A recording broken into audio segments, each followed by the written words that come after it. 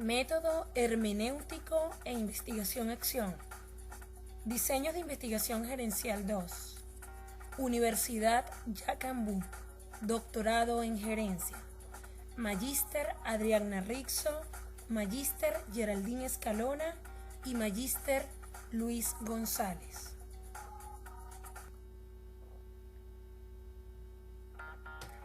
Como parte de esta presentación, tocaremos los puntos relevantes a métodos de investigación cualitativa.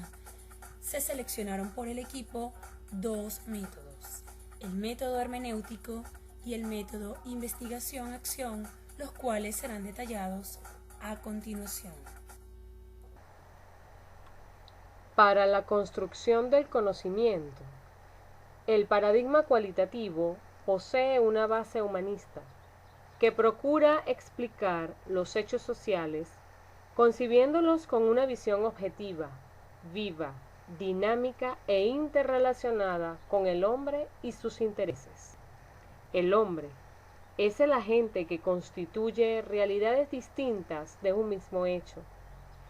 Las características de este paradigma radican en que la realidad de estudio se constituye por los hechos susceptibles de ser observados, lo externo, y su relevancia radica en el significado que estos hechos tienen para el sujeto cognoscente, en donde la relación hombre-medio-percepción genera una interpretación única, digna de ser estudiada a la luz de los preceptos de realidad, verdad, creencia, aplicabilidad, ciencia y filosofía.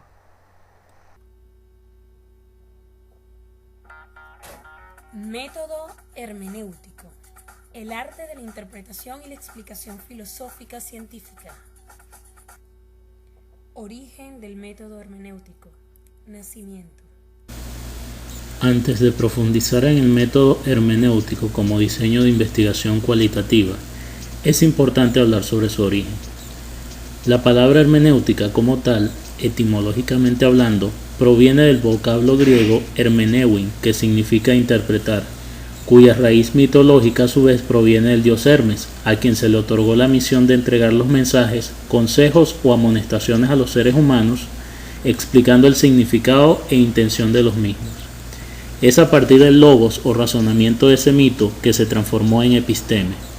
Es por ello que la hermenéutica consiste en interpretar y comprender textos y contextos, y por consiguiente se encuentra implícita en todo proceso de investigación. Características del método hermenéutico. Dentro de las principales características de la hermenéutica tenemos que afirma que no hay método científico, sino que todo hay que interpretarlo, puesto que el método hermenéutico no puede formalizarse. Por otro lado, el sujeto no puede separarse del objeto debido a que los seres humanos conocemos es a través de la interacción y del compromiso con las cosas. La hermenéutica es deconstructiva porque solo deconstruyendo la vida se reconstruirá de otra manera, y esta es una de las razones por las cuales este método adquiere mayor vigencia en estos tiempos de cambio. Asimismo, parte de que todos los seres humanos por naturaleza son interpretativos, y que el círculo hermenéutico es infinito, debido a que no hay una última interpretación, siempre vendrán nuevas interpretaciones, es decir, no existe la verdad, sino que la hermenéutica dice su verdad. Aplicabilidad del método hermenéutico. Al momento de la aplicabilidad del método hermenéutico hay que tener en mente varios factores, entre los cuales vale la pena mencionar que utiliza el procedimiento dialéctico, es decir, que va desde el significado global de lo analizado al significado de las partes y viceversa, contrastando la interpretación provisional de las partes con el significado global del texto, debido a que el todo siempre es más que la suma de sus partes, pues los elementos solo resultan comprensibles dentro de todo el contexto, pero también el contexto se explica en función de sus partes y de las relaciones existentes entre las mismas. Obliga a preguntar al momento de hacer una interpretación para poder comprender el contexto y para que la interpretación del fenómeno sea lo más razonable y humana posible. a fin de mostrar el significado del fenómeno para su propia situación o para la situación actual general. Sin embargo, el texto debe comprenderse desde adentro, y por eso se habla de autonomía del objeto. La hermenéutica le da importancia a las tradiciones, respetando las normas, costumbres y estilos que son anteriores al texto en estudio y que dan significado a ciertos términos primitivos, puesto que el intérprete debe adquirir la mayor familiaridad posible con el fenómeno en toda su complejidad y sus conexiones históricas. Para lograr todo lo antes descrito, es importante que exista empatía con el autor, y como toda interpretación, impulsa la innovación y la creatividad. El diseño hermenéutico, enfoque cualitativo. ¿A qué responde? En lo general, la filosofía humanista y en lo particular la comprensión hermenéutica han respondido a la necesidad trascendente de hacer prevalecer la comprensión humana sobre la objetivación natural, convirtiéndose en una necesidad social interpretar con lecturas críticas o develadoras lo interno, lo oculto, lo confuso o denegado por la razón, ya que en la ciencia y en la investigación formal, el ser humano refleja su interioridad. No captar en un hecho histórico o social esta dimensión interna equivaldría a no tener comprensión del hecho. La respuesta de los pensadores de la filosofía humanista fue dirigir su mirada hacia la teoría del conocimiento o epistemología, para desarrollar nuevas formas de investigación científica, dentro de los cuales están las distintas escuelas, corrientes y enfoques de la hermenéutica, en los que se ha apoyado la investigación actual para llevar a cabo las tareas de interpretación y comprensión de los datos internos y subjetivos, de hechos históricos, de posturas ideológicas, de motivaciones psicológicas, de cultura, y el interés cognoscitivo que mueve a la acción humana y que constituye el objeto de estudio de la comprensión. Hechos no manipulables empíricamente, sino derivados del corpus filosófico alegórico y del contexto histórico-social y cultural en el que surgen. Escuelas y corrientes hermenéuticas. Wilhelm Dilthey, Ciencia del Espíritu, enfoque fenomenológico. Las ciencias del espíritu nacieron en Europa a finales del siglo XIX. Dilthey, su exponente, se abocó a fundar las ciencias del espíritu como el estudio del medio en el que el hombre está inserto y que permite captar los hechos desde dentro, abordando temas como la metafísica, la religión, el derecho, la moral y el humanismo.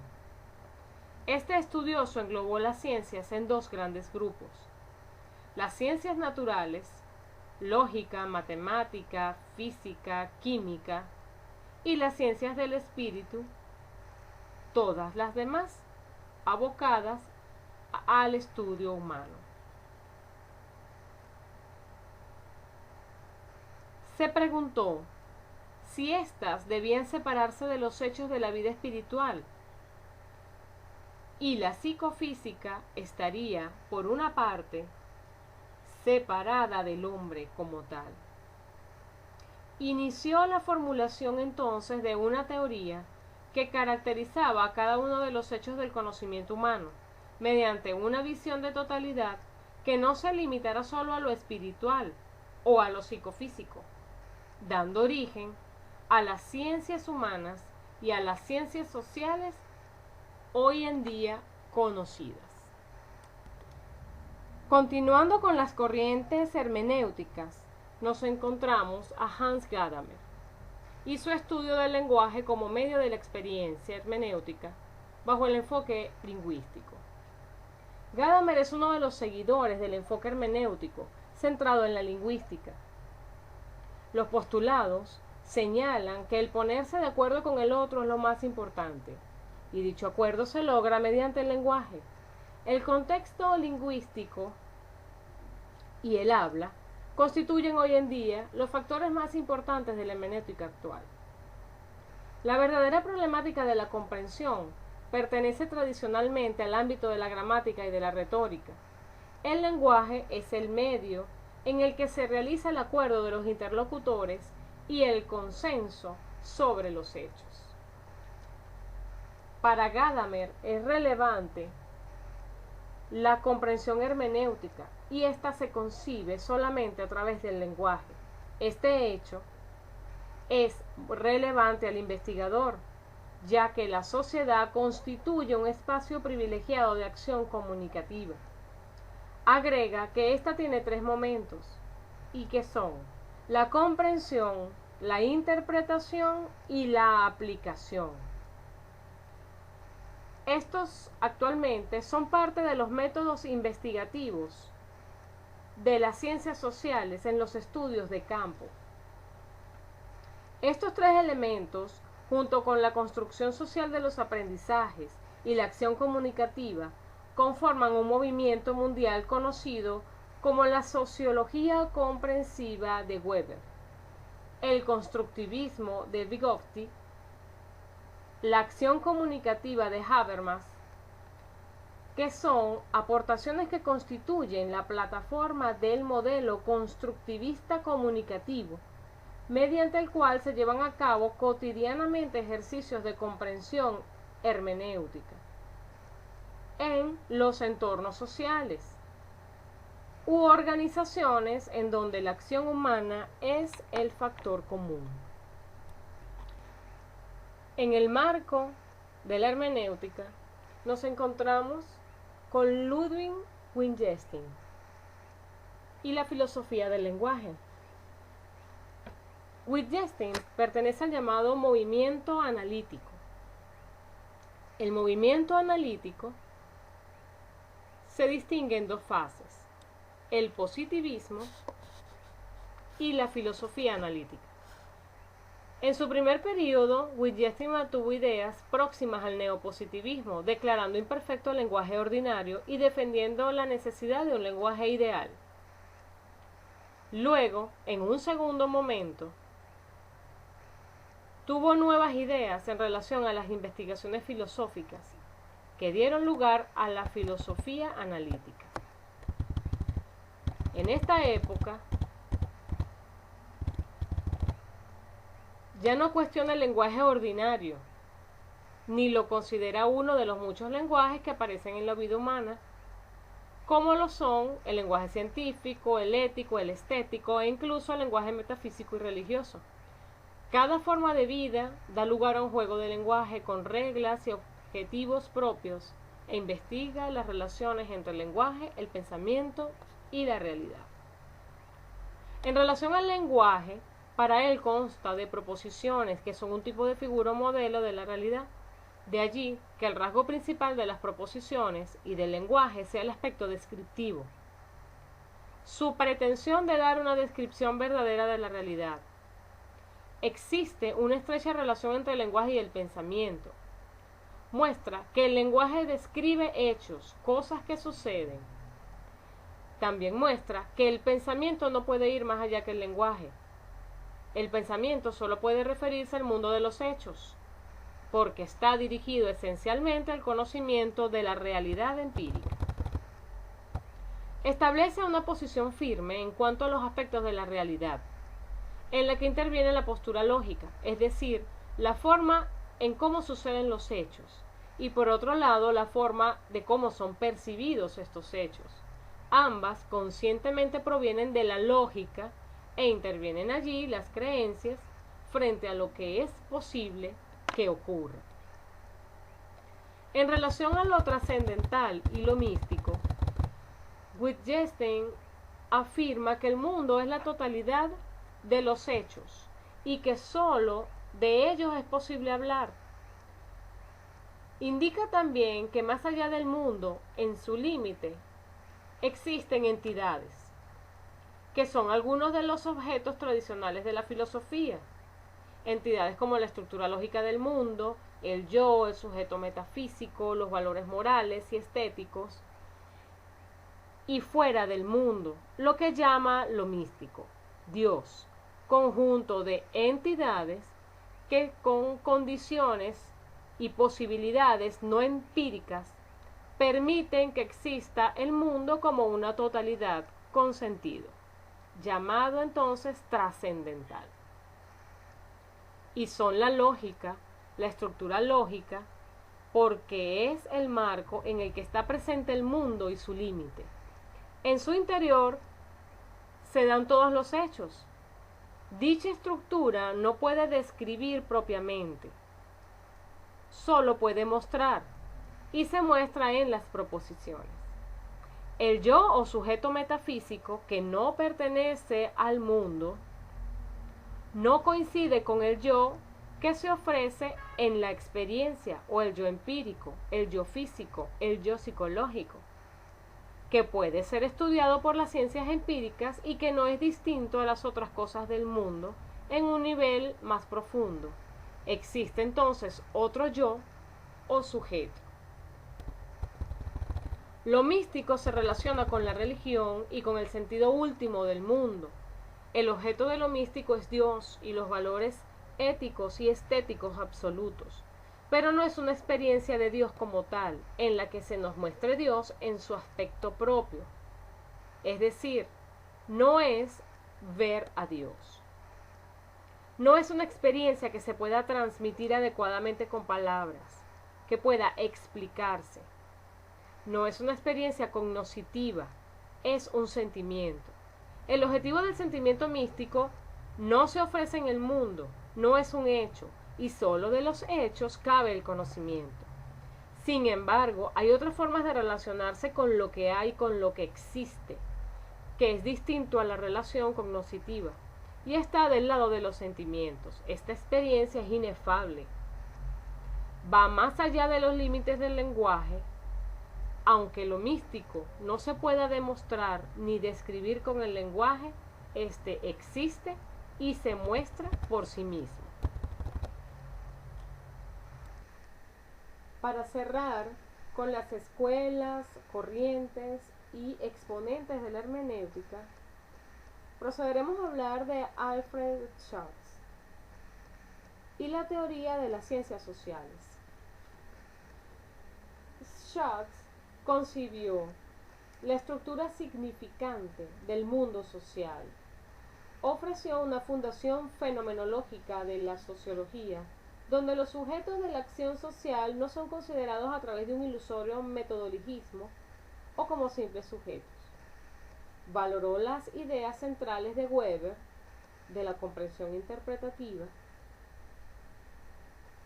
y buscó una teoría que fuera coherente con el significado del análisis fenomenológico, al cual vinculó los conceptos de la sociología. El objetivo primario de las ciencias sociales para Schultz fue lograr un conocimiento organizado de la sociedad, entendiendo por realidad social la suma total de los objetos y de los sucesos dentro del mundo social cultural, tal como lo experimenta el pensamiento del sentido común de los hombres que viven cotidianamente entre sus semejantes. El mundo de los objetos culturales e institucionales en el que todos participamos y con el que se tiene que entender al mismo tiempo, no es privado e intersubjetivo, es decir, es común a todos y es potencialmente accesible a cada uno, lo que supone una intercomunicación y un lenguaje para poder compartirlo. Constituyen el objeto de estudio de la teoría de Schultz los hechos, los sujetos y los sucesos del mundo social, cultural e institucional, como la subjetividad, la interacción, la intercomunicación y el lenguaje. El análisis de los supuestos epistemológicos que acompañan la actitud natural propia del mundo de la vida cotidiana condució a Schultz a penetrar profundamente en la distinción entre las ciencias del espíritu y las ciencias de la naturaleza, concibiendo las ciencias sociales como profundamente comprensivas, al tratar de interpretar el significado subjetivo de la acción social. Por esta razón, su metodología no puede ser la misma de las ciencias naturales, ya que su objetivo tiene que ser alcanzado mediante el uso de tipos ideales que reconstruyen el significado de una acción desde los contextos subjetivos de ese mismo significado primario. En la metodología de la comprensión, encaró, mediante el análisis fenomenológico de la formación de conceptos, y llegó a la conclusión de que no se trata de una técnica o un método, sino la forma particular como el pensamiento del sentido común conoce al mundo social y cultural. Pero es ineludible que tras de este hay un problema epistemológico, y es ¿cómo se comprenden entonces los motivos de la acción de otro hombre? Es decir, la interpretación subjetiva de otra persona.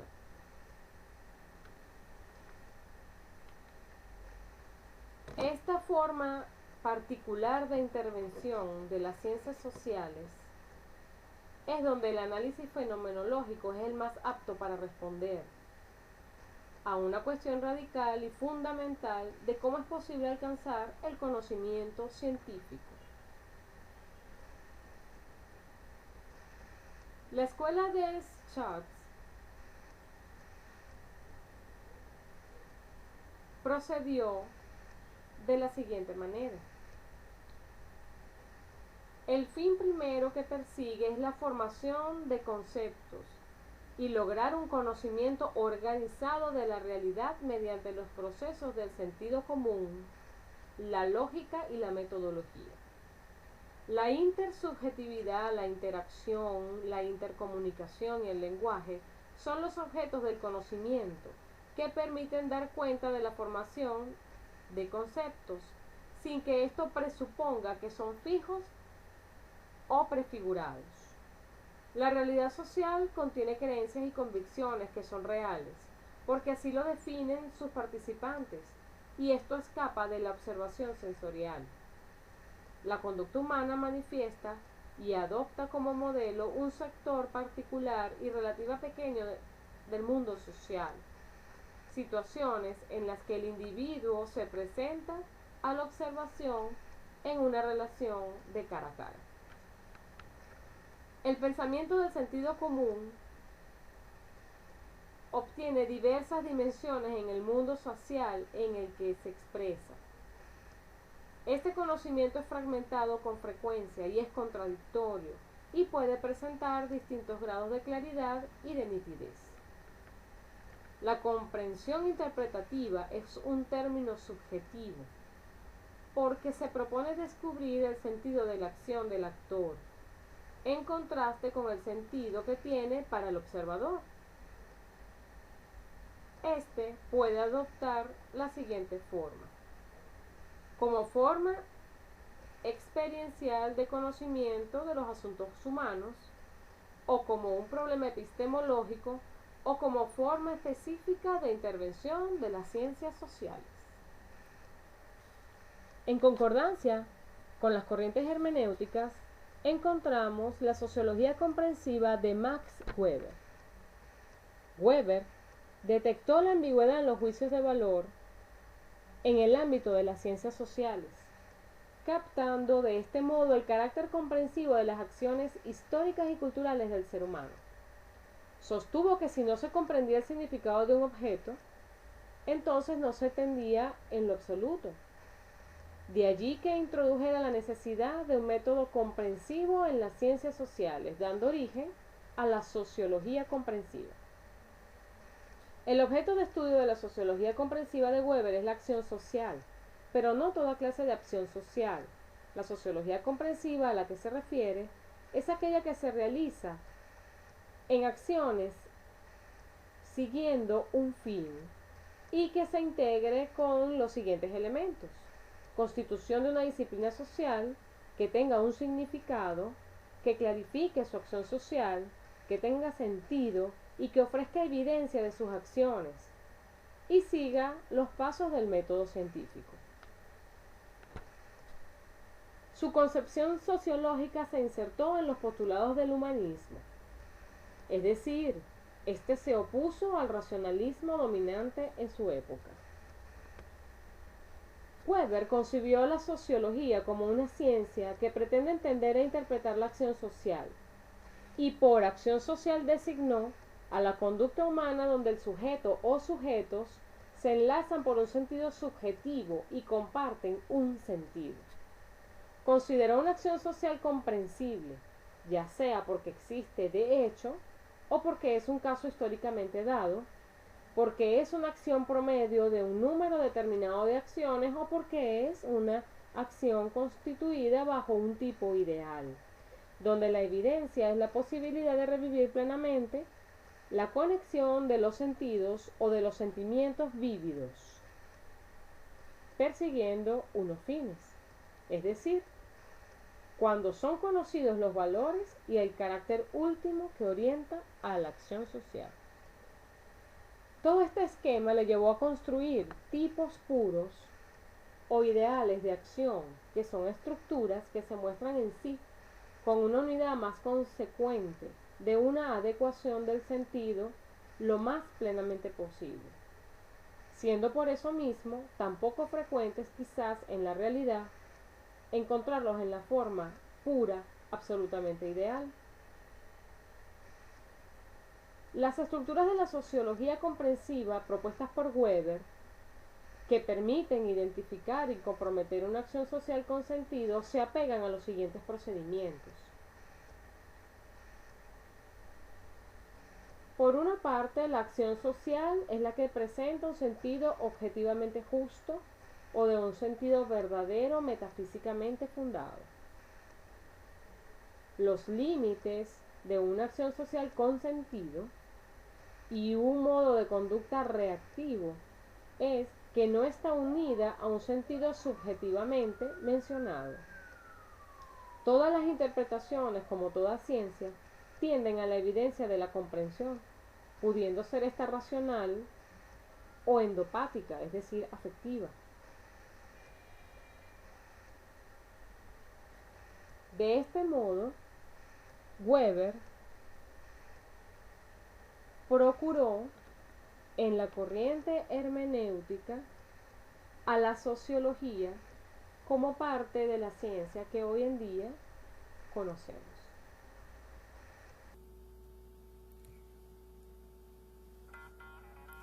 Método investigación-acción. El método basado en el trabajo colaborativo y reflexivo. Veamos ahora el origen y evolución de la investigación-acción. ¿Cómo emerge este método cualitativo? El origen de la investigación-acción viene planteado formalmente en la década de los años 40. Kurt Lewin se presenta como uno de los exponentes que lo plantea como un método que emerge y que inicia el cuestionamiento del fenómeno social. De esta manera, la investigación-acción enlaza el enfoque experimental con programas de orden social. Lewin argumentaba que se podía lograr en forma simultánea avances teóricos y cambios sociales, y por tanto, al utilizarlo, describió una forma de investigación que, a través de la mezcla de lo experimental con lo social, podía responder a los problemas sociales principales de su momento. Por tanto, la investigación-acción hace referencia a una amplia gama de estrategias realizadas para mejorar el sistema investigativo mezclado con lo social. Existen algunas corrientes que afirman que la investigación-acción tiene sus orígenes en la teoría crítica de la Escuela de Frankfurt, para la cual la principal tarea de la teoría es emancipar a la gente para que construya a través de su propia práctica su entendimiento del mundo. Por lo tanto, se puede decir que la investigación-acción responde al paradigma cualitativo y enlaza definitivamente experiencia con práctica social para obtener cambios positivos de orden social. La evolución del método de investigación-acción puede visualizarse en esta lámina en 3 etapas importantes. En el año 1944 y entre 1952 es concebida como una forma de indagación colectiva, donde se mezcla investigación, acción y formación, esto basado en los principios expuestos por Kurt Lewin. Bartolomé, en 1986, mediados de la década de los 80, hace referencia como un proceso reflexivo y dinámico que está impulsado por profesionales ya básicamente de ciencias sociales que mezclan teoría y práctica. Ya por la década de los 90, Lomax, otro exponente de la investigación-acción, hace referencia como una intervención en la práctica profesional para obtener mejoras y lograr cambios positivos de orden social. Definición de la investigación-acción. Líneas y gamas de definiciones. Existe una amplia y variada gama de definiciones de la investigación-acción. Se encuentran diferentes autores, entre ellos citamos a Eliot como uno de los exponentes más representativos de este enfoque cualitativo, interpretativo, y que para él la investigación-acción es un estudio de la situación social con el fin de mejorar la calidad de la acción dentro de la misma. Para este autor, la investigación-acción es entendida como un proceso de reflexión sobre las acciones humanas y las situaciones sociales vividas por los investigadores y los miembros del contexto de la investigación, con el objeto de ampliar la comprensión de los problemas prácticos que les pudieran aquejar. Por tanto, las acciones van encaminadas a modificar la situación una vez que se logre una comprensión más profunda de sus problemas. Otro autor es Kemis, que en 1984 señala que no solo constituye una ciencia práctica y moral, sino también una ciencia crítica. Para este autor es una forma de indagación autorreflexiva realizada por quienes participan en el proceso de investigación, que están entremezclados en situaciones sociales y logran obtener una comprensión de los mismos a través de las prácticas que realizan. Finalmente, Williamson señala que es la ciencia que permite resolver problemas prácticos y la creación de conocimiento a través de la participación. Principales características de la investigación-acción. Podemos decir que este es un tipo de investigación que enfoca proyectos de carácter social. Tiene 4 cualidades distintivas a observar. Es reflexiva, porque la investigación-acción hace una reflexión crítica sobre el proceso y los resultados, que son importantes para cada ciclo. También es una investigación cíclica. Pasos similares tienden a repetirse en una secuencia similar. Se dice que la investigación-acción es participativa porque tanto investigador como co-investigadores formulan y se entremezclan en el proceso continuo de investigación, de recogida de datos y de análisis de los mismos. Finalmente, es un enfoque cualitativo porque trata más con el lenguaje que con los números. Tal y como se señalaba en la lámina anterior, dentro de los rasgos diferenciadores de esta investigación se sitúa la participación, que es una investigación colaborativa y que genera comunidades de autocrítica. Las comunidades críticas de participantes no solo buscan mejorar las prácticas en el entorno investigativo, sino también actuar como agentes de cambio, críticos y autocríticos de dichas restricciones, cambian el ambiente y son cambiadas en el proceso. Otros rasgos no menos importantes en torno a la investigación-acción es el ciclo que se genera entre análisis críticos, aprendizaje continuos y los cambios positivos que se van generando en el entorno. Entonces tenemos 3 tipos de rasgos adicionales. El primero de ellos es que la investigación-acción induce a teorizar sobre la práctica, ya que somete a pruebas las ideas y las suposiciones en un proceso sistemático de aprendizaje orientado a la praxis, acción críticamente informada y comprometida. También tenemos que la investigación-acción implica utilizar técnicas de recolección de datos personalizadas y cualitativas. Esto se entiende como utilizar registros, recopilar, analizar juicios propios de los individuos que participan en el proceso de investigación y que se convierten en coinvestigadores, tomar nota de las reacciones y las impresiones en torno a lo que ocurre en el proceso de investigación, exige llevar también diarios personales, bitácoras de campo, diarios de observación en el que se registren las reflexiones que van surgiendo durante el proceso. Finalmente, se puede decir que la investigación-acción es también una espiral de ciclos introspectivos, es decir, que empieza con pequeños ciclos de planificación, acción, observación y reflexión, avanzando hacia problemas de más envergadura. La inician pequeños grupos de colaboradores, por lo general, expandiéndose gradualmente a un número mayor de personas. Estas, son los 3 rasgos finales que caracterizan la investigación-acción. La investigación-acción vista como un enfoque alternativo, características según su naturaleza. La naturaleza de la investigación-acción está dibujada metodológicamente por un proceso que se compone de un bucle en el que se repiten la planificación, la ejecución y la evaluación, donde la evaluación de una acción se convierte a través de la reflexión en la base para la planificación de la siguiente etapa y así sucesivamente.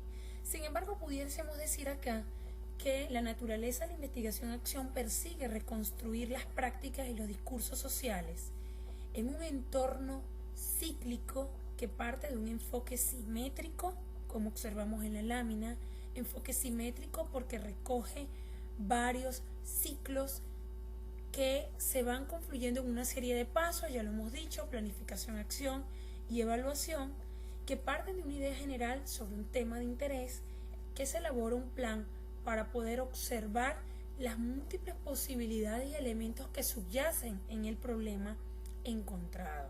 Se aplican estrategias cualitativas que parten de la observación participante, donde investigadores y coinvestigadores dinamizan en un proceso continuo para formar críticas. Se habla que la naturaleza de la investigación-acción está fundamentada sobre co-investigadores, no en un investigador experto, y el resultado final es implantar mejores prácticas.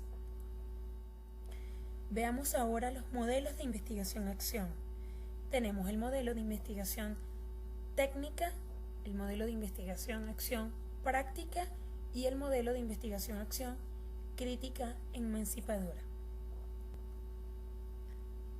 Veamos ahora la investigación-acción técnica. Dentro de la literatura de investigación-acción se abordan temas de 3 tipos diferenciadores que corresponden a 3 visiones diferentes de este tipo de enfoque cualitativo. Tenemos la investigación-acción técnica, cuyo objetivo o propósito sería hacer más eficaces las prácticas sociales mediante la participación del investigador en programas de trabajos diseñados por algún tipo de experto en un equipo, en los que aparecen ya prefijados los propósitos del mismo y el desarrollo metodológico que habría que seguir. Es importante destacar que este tipo de investigación-acción se vincula a las investigaciones llevadas por sus iniciadores, tales como Lewin, Corey y otros. Por tanto, entonces, su objetivo es hacer más eficaz las prácticas sociales y profesionales. El rol del investigador, en este caso, figura como un experto externo que va a facilitar la investigación en la población escogida, y la relación con los participantes es de coopción, es decir, hay una influencia marcada del facilitador. Ahora veamos la investigación-acción del tipo práctica, que sería la segunda modalidad. Es una perspectiva basada en la visión de Eliot, y esta trata sobre la vinculación de la acción a las coordenadas sociales en las que se desenvuelve. Vamos a entender en este tipo de investigación-acción que se confiere un protagonismo activo y autónomo al investigador, siendo este quien selecciona los problemas de investigación y quien lleva el control propio del proyecto. Para ello puede reclamarse la asistencia de un investigador externo u de otro colega, que en general se convierte en una especie de coinvestigador crítico. Los procesos dirigidos están llevados a la realización de aquellos valores intrínsecos a la práctica investigativa.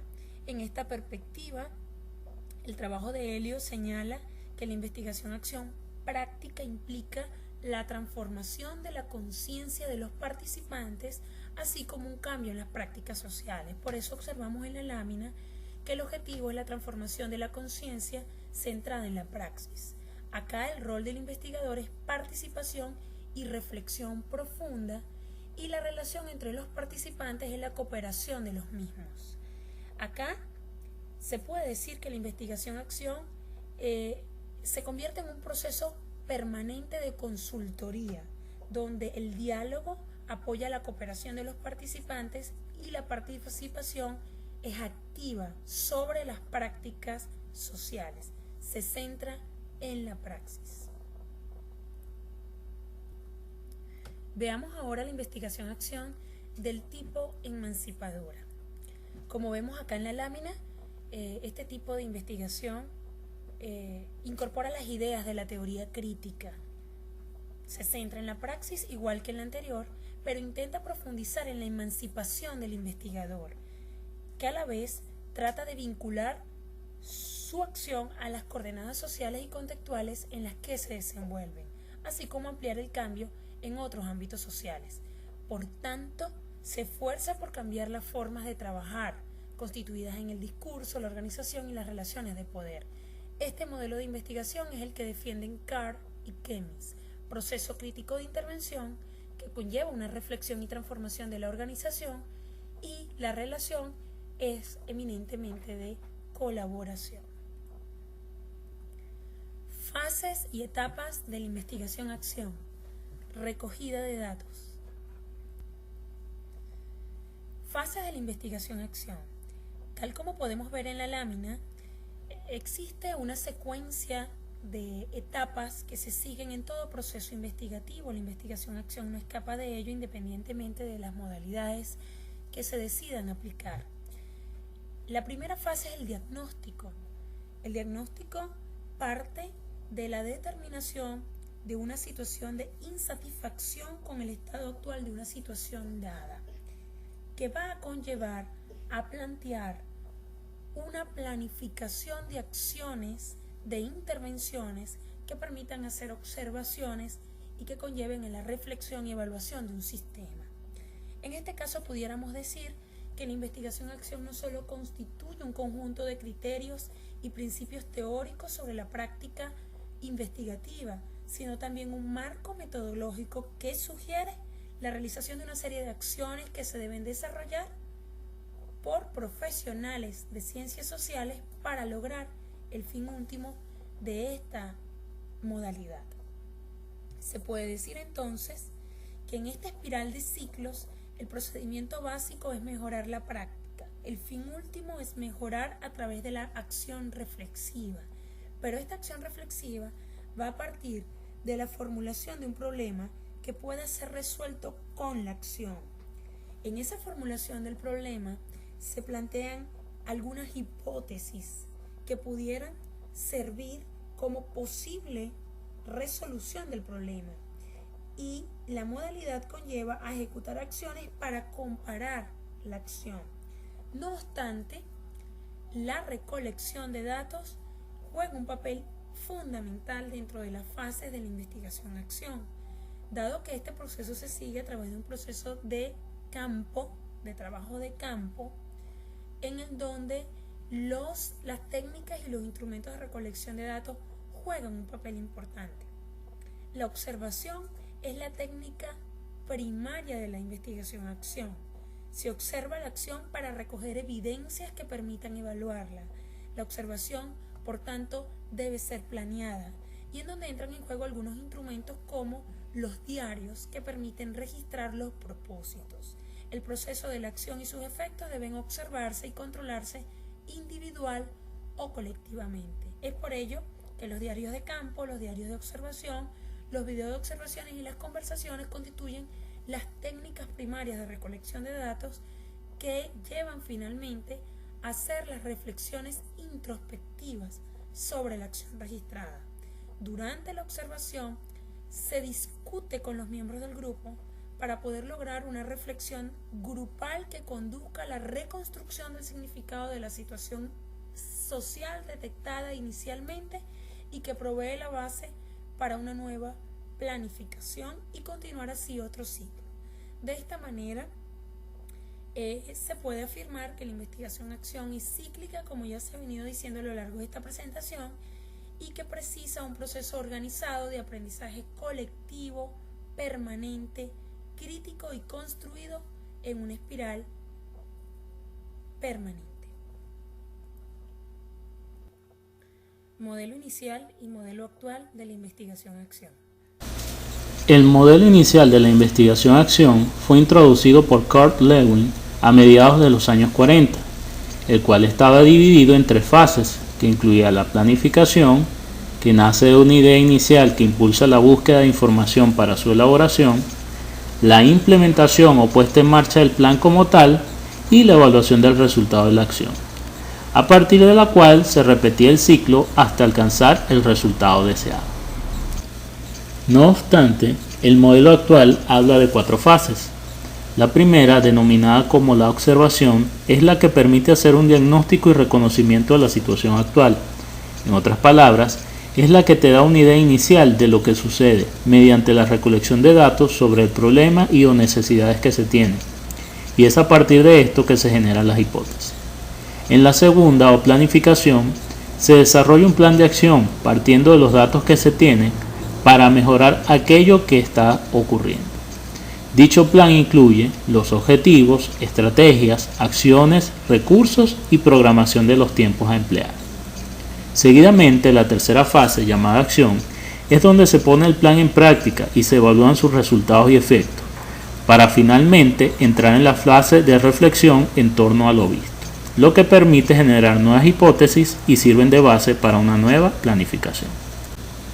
Por todo lo anteriormente expuesto es que se habla de un ciclo espiral autorreflexivo en el método de investigación-acción, pues como se observa en esta diapositiva, el proceso se repetirá tantas veces hasta encontrar la respuesta o la solución a la problemática planteada. Autores de la investigación-acción, principales exponentes. Entre los principales autores que han contribuido con el método de investigación-acción tenemos a Kurt Lewin, que fue un psicólogo nacido en Polonia, cuyo principal aporte fue establecer los pasos de la investigación, en lo que luego se conocería como el ciclo espiral explicado anteriormente. Está Stephen Covey, que fue un profesor de la Universidad de Columbia, quien fuera influenciado por el pensamiento de Lewin e hizo hincapié en las conexiones existentes entre la investigación social y los movimientos sociales de la época. Aunque fue la primera aplicación de la investigación-acción en el área de la educación, incluyó la investigación sobre el desarrollo del currículo. Lawrence Steinhaus fue un influyente pensador educativo británico que poseía la habilidad de hacer conexiones entre ideas aparentemente dispares y ponerlas juntas para crear algo nuevo. Propone integrar en el docente los 3 roles, el de investigador, el de observador y el de maestro. Al respecto afirma que es perfectamente posible, siempre y cuando el profesor ponga en claro que la razón por la que está desempeñando el papel de investigador es la de desarrollar positivamente su enseñanza y hacer mejor las cosas. Donald Chong, por su parte, fue un doctor en filosofía de la Universidad de Harvard, que proponía que la práctica profesional reflexiva permite al docente la construcción de conocimientos a través de la solución de problemas que se encuentran en la práctica.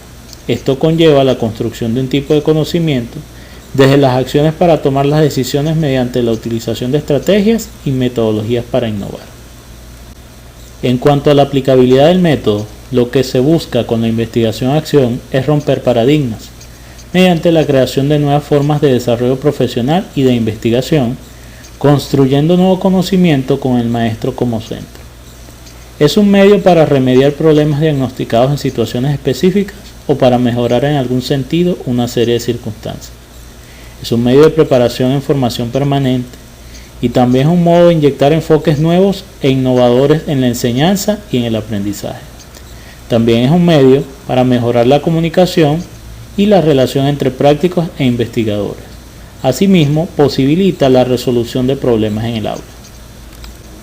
En resumen, la investigación-acción contribuye a la reflexión sistemática sobre la práctica social y educativa con vistas a la mejora y al cambio tanto personal como social.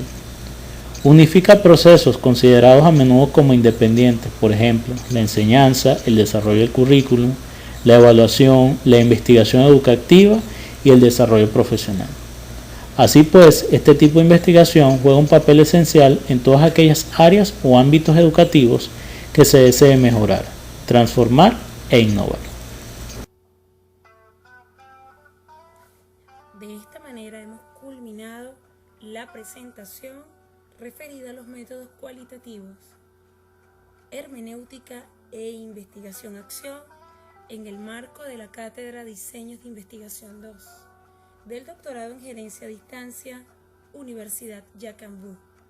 La presentación estuvo a cargo de los doctorandos Magíster Adriana Rixo, Magíster Geraldine Escalona y el Magíster Luis González. Universidad Yacambú, Venezuela, junio 2013.